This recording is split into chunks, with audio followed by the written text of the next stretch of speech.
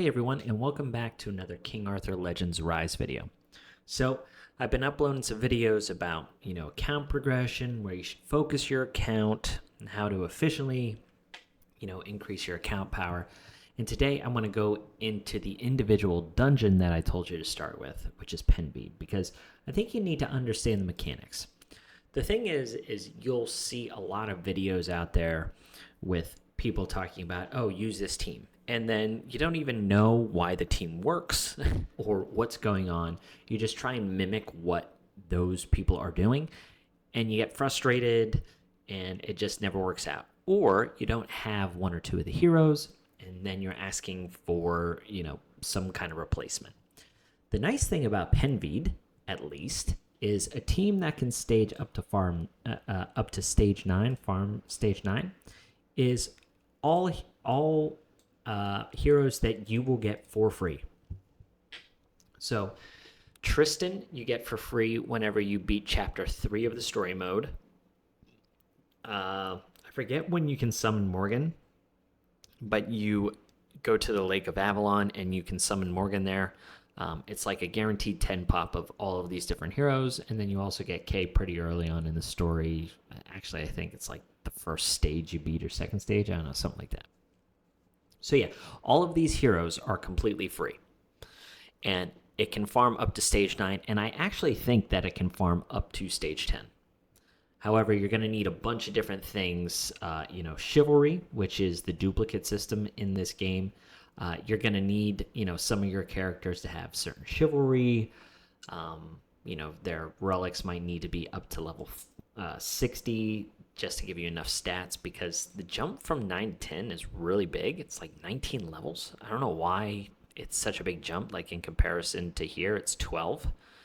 I don't know why it's not the same, just like across the board. But yeah,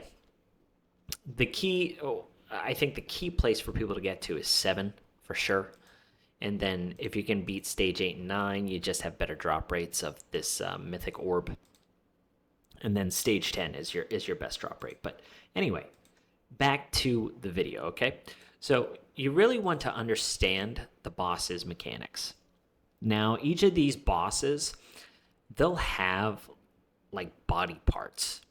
And I think early on you want to focus those body parts just because they do different types of things or damage to you. And when you're progressing through the game, usually your levels are a little too low for you to do enough damage to like kill a boss quick enough to not worry about these parts, these body parts on the bosses. However, once you start scaling up to level 7, 8, and 9, your heroes are probably going to be fairly strong enough where you just want to focus the boss and completely ignore the body parts. All right. So we're going to ignore these body parts, and we're just going to talk about Penveid. So he does, some basic damage here. He puts attack speed decrease down with 40% chance on your team. This is big. Penveid is pretty fast. He's a fast little piggy, and he puts up these debuffs that slow you down even more.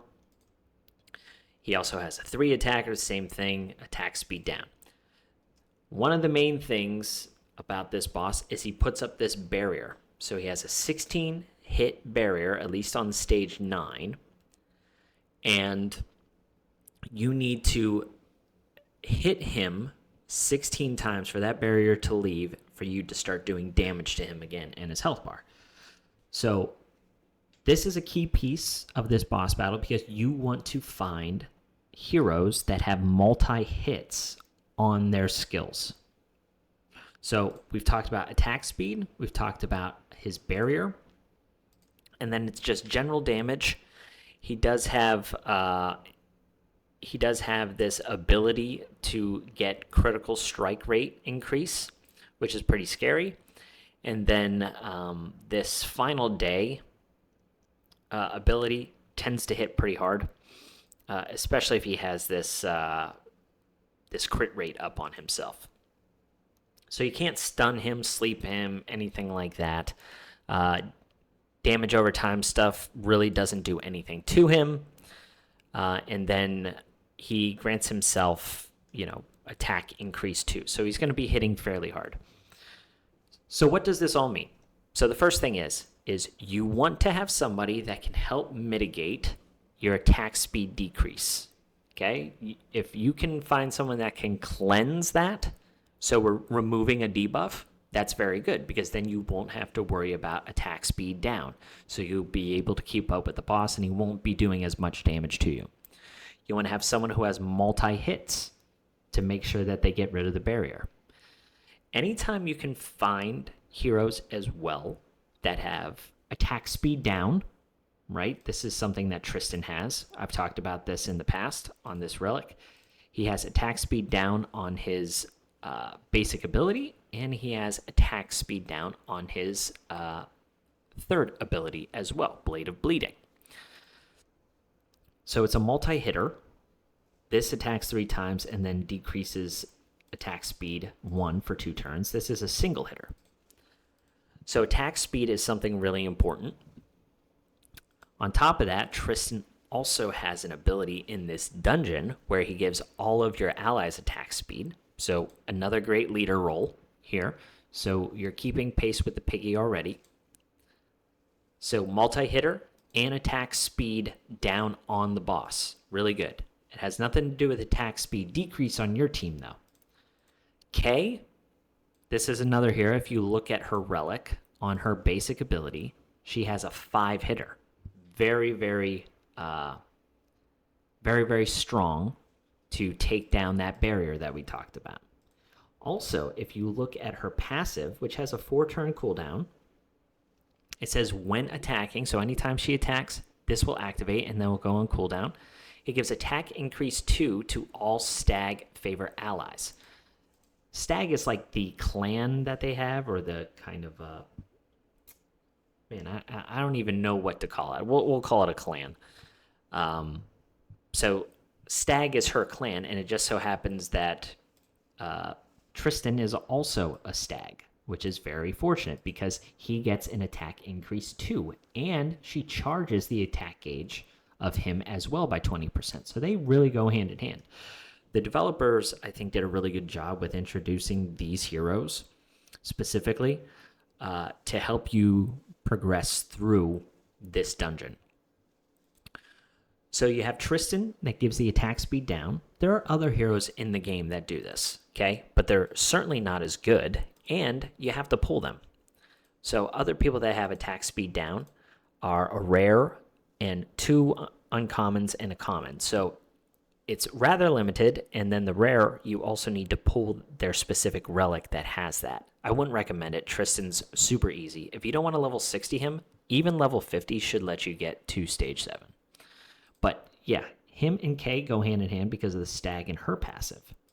Now Morgan, I don't know how many videos are out there talking about how amazing Morgan is, but it's true. She's amazing. So Morgan has a couple really nice things. We're going to talk about her relics first, and then we're going to come back to her passives because it ties into that 4th member that I've already talked about. So Morgan, on her 3rd ability, has the chance to put damage taken increase 2 for 2 turns. This is really strong to help you kill Penveid quick before things start spiraling out of control and he just overwhelms you with damage. She also has a pretty good A2 ability, which is attacking people attacking 3 times. So it helps with the barrier, and it decreases the attack gauge by 10%. You have a 50% chance of this happening on all 3 attacks. So if it triggers all 3 times, you could reduce the attack gauge by 30%.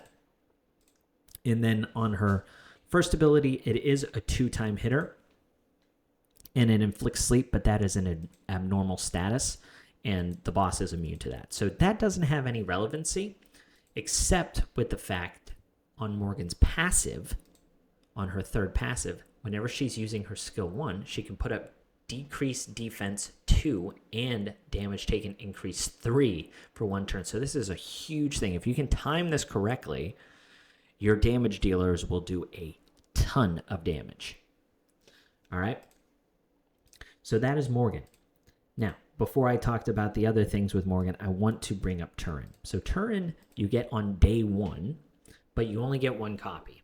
Now, Turin, in my opinion, is only good, and I think a lot of people's opinion, is only good if you can get 2 additional copies of her or these memory stones to unlock her first chivalry, which says that her first passive changes the weather to night and rain, and that's very important. So this passive then reads like it does here because I've already upgraded her. So at the start of the battle, it changes the weather to night and rain. This is really important for Turin because on her ability, if the weather is night, she's going to be able to heal your team on her second ability, which is fantastic because on that second ability, she's also putting up effect accuracy increase 2 and defense increase 2 on all of your allies. This is a fantastic skill. It's an amazing ability. So if you have this up, you're healing your team. You have additional accuracy and defense. The accuracy is important because Tristan does need accuracy in order to land the attack speed decrease. This is a debuff, so you need effect accuracy on your heroes in order to do that. You can see that stat right here. Effect accuracy percentage. His is at 41%. It seems to be good enough for me. So his accuracy is good enough for Penveid 9 without Turin. I don't use Turin. However, if you use Turin, your effect accuracy can be less than what my Tristan is. But this video is more about the things that you should be looking for when you're building your team. So if you don't want to use Turin, I think another great slot option here is Sarah for a couple reasons.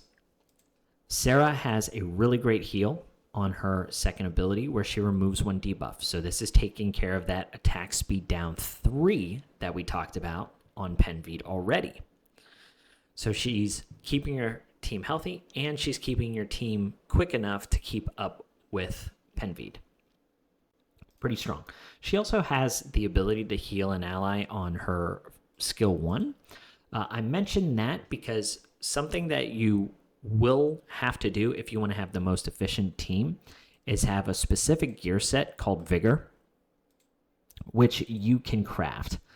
So the Vigor set recharges 1 Vigor at the start of the turn. A lot of people don't understand how good this is, but something that I learned recently was Vigor, the little bar that you see at the bottom of your team, that is actually shared. Yeah, for the longest time, I thought it was each individual person, but here at the bottom right, you see how the Vigor is 5? So if I use 3 Vigor, that means that Tristan, when his turn comes around, will be 2 Vigor plus the 1 that he gets on his turn. So we'll go up to 3. So if that goes to 3, so now he just gained 1 Vigor. Okay? So if I use his skill 3 as well for the 3 Vigor, the next person in the turn order over here was Sarah. She'll be next. Our Vigor will be 0. It will go up 1 because it always goes up 1 based on the hero's turn. And because Sarah is in Vigor set, she'll get an additional Vigor. So that means every time Sarah's turn comes around, she'll be able to use her skill 2, which is that heal to remove the decreased speed. See? So right here, the Vigor in the bottom right is always going to be at 2 for Sarah. So she will always have this ability up to heal and remove a debuff. So very strong. That's kind of the walkthrough of this. But I want to talk to you about that free-to-play team real quick. So with Turin, another thing that you need to realize is when she turns the weather to night, this also helps your Morgan. So in your Morgan's first passive here, Veil of Night, this triggers when she's attacking, but if you read the rest of her ability here, it says she has a 100% chance to gain effect accuracy 3 for the rest of the battle as long as the weather is night, which Turin changes the weather to night for her. And on top of that, she gets attack speed increase 3. So not only does Turin get better with night, but it also enhances your Morgan. So really great combination here. These two play together, Kay and Tristan, really well, and then Turin and Morgan play really well together. Now, if you're missing a Turin, right, if you want to try and get her chivalry up to 1 so she can turn it to night,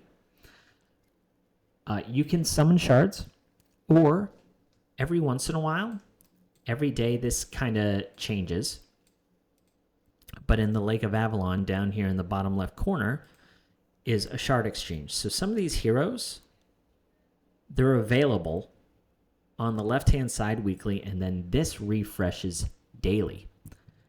And for a rare hero, you need 375 of these shards, which you can get by exchanging, commons. So commons give you 6, and then each uncommon gives you 5. Now, I wouldn't recommend really, exchanging uncommons or rares or anything like that, because you never know when you're going to need them. But if you do have a hero that pops up, it might make sense to at least trade in some uncommons. Other than maybe like a Degenerate, which is the uncommon that you use in the Burning Land dungeon. I think we all know who that is. It's Gorgos here, right? So yeah, that's what you're looking for when it comes to Penveid. You're looking for attack speed down, right? Which is who you have with Tristan. Multi-hitters, which you also have with Tristan.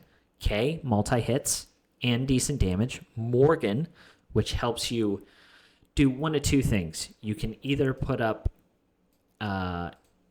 really good debuffs to deal damage quickly, or if you want, you can also use her attack 2 to reduce the barrier with her 3-hitter, which is very nice. And then you have people, like Sarah. If you want to use a healer, you can also use Turin, which is the free hero. There's a bunch of other healers as well. Like if you have Jillian's absolutely amazing. Not only does she boost the attack gauge of your heroes, but she also heals on her attack 1. But so once you beat this boss, if you do a repeat battle, you can focus the boss. So the first time that you go in and you start this battle, what you're going to do is just focus the boss anyway. So here you see that the attack speed down was put on my K. So her attack speed is decreased by 60%. That is brutal. This is where Sarah is kind of nice, because whenever it's Sarah's turn, she's going to be able to reduce that attack speed. She's going to be able to remove it. So Kay goes first here. She's going to do her single attack because it's a 5-hitter, and we're going to try and reduce this barrier, which is 16 on Penveid. So we're going to do that. We boosted, remember, you can boost the stag heroes. Does it say it? Yeah, it does. Okay.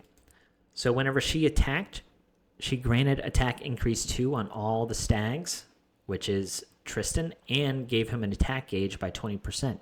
He was going behind Penveid, but now he gets to go first. So now he can use his A1 to put up the attack speed decrease 2 and really slow down Penveid, if it lands. Okay, so it landed, which is great. And his barrier is already down to 6. Now here's Sarah. Sarah wants to remove that attack speed down on Kay, and she wants to heal. So there you go. Nice and removed. And now we have the ability for a couple things here with Morgan. Morgan has her passive up, where if she uses the skill 1, it'll do a lot of negative debuffs. And because we have Kay and Tristan up next, I actually am going to use that attack 1 so I can get some nice debuffs up, bring the shield down to 4, and they both landed.